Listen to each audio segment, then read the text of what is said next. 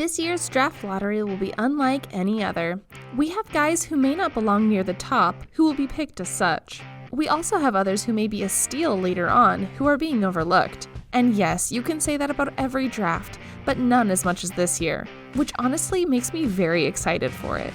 This is all due to the COVID-shortened NBA and NCAA seasons, obviously. We see a lot about a player during the NCAA tournament, but unfortunately this season, we didn't get to see anything and will not be able to get an accurate assessment on everyone in the draft. However, there are some guys who you have a better grasp on getting to know how they will fit in and play in the NBA. And that's where Obi Toppin comes in. But before we jump into Obi, let's look at some other talents similar to Obi Toppin's size and skill set coming out of college and how their professional careers have unfolded. Aaron Gordon, 4th overall pick in the 2014 draft, and he was well worth it. Excellent on both ends of the court and super athletic.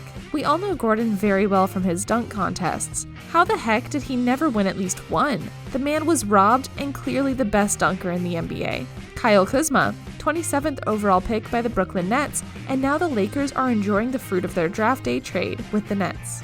Physically, another great comparison to Obi and a phenomenal side piece for Braun and Anthony Davis out in Los Angeles. Amare Stoudemire, 9th overall pick in the 2002 draft and is almost a clone of what Obi is. Amare was a centerpiece in the Mike D'Antoni run-and-gun offense. Seeing that most offenses are run like this these days, Obi is shaping up to have a nice career. But before we jump in, please remember that if you've enjoyed this video thus far and can't wait to see why Obi Toppin will have a phenomenal NBA career while jumping out of the gym, please remember to hit the like and subscribe button and make sure to tell your friends and family about the journey we are about to embark on. Now let's dive in a bit deeper. Obi Toppin is a super freak of an athletic forward who can dunk on anyone on any given night. The man loves to dunk so much that he actually led the nation in dunks. That screams dunk contest to me already. Sign him up.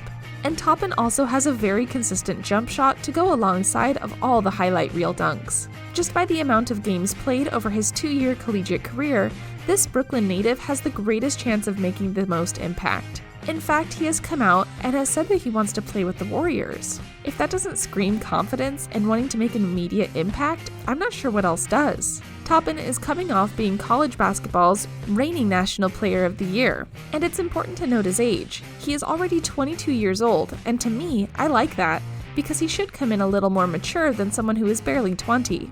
The Dayton Star stands 6'9" and 220 pounds.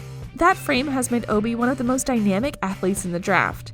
In fact, this makes him a perfect fit for the well-established teams such as the Warriors. Sure, he can go to a young team who has a lot of growing to do, but is better suited for the win-now scenario than anyone else in the draft. There is a lot of value in this because most guys drafted are a work in progress, even number 1 overall picks.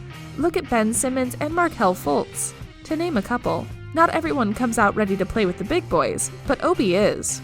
Now, I'm not predicting that Toppin will become a superstar in this league. In fact, I'd be shocked if he was. But if we're being real, he might fall a lot in this draft if teams like the Warriors pass on him, because I doubt many teams can justify the use of a top 5 pick on a player that is just a nice piece to their puzzle, as opposed to someone who will lead their franchise into the next decade full of hope. But what would make Obadiah Toppin thrive in the NBA?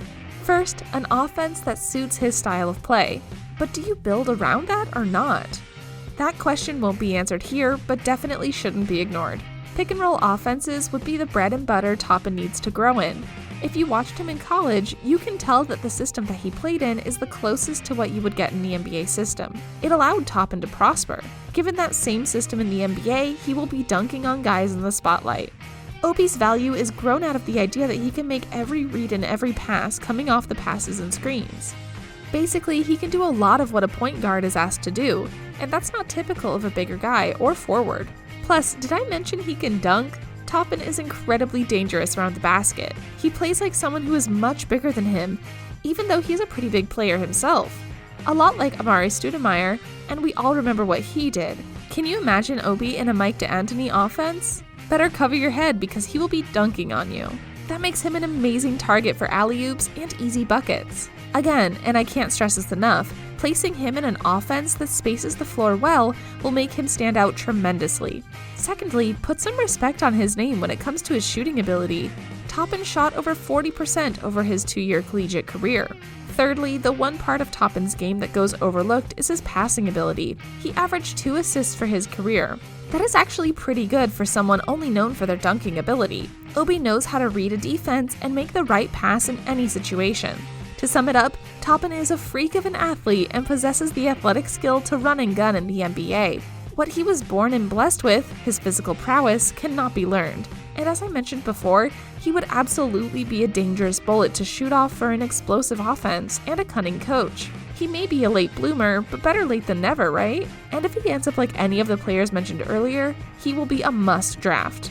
Now, I didn't go into his weaknesses because that's not what this is about. This was about Obi's athletic ability and what he can positively do for the right fit and NBA squad.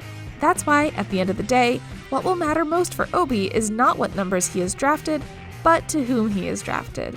Here's looking at you, Warriors.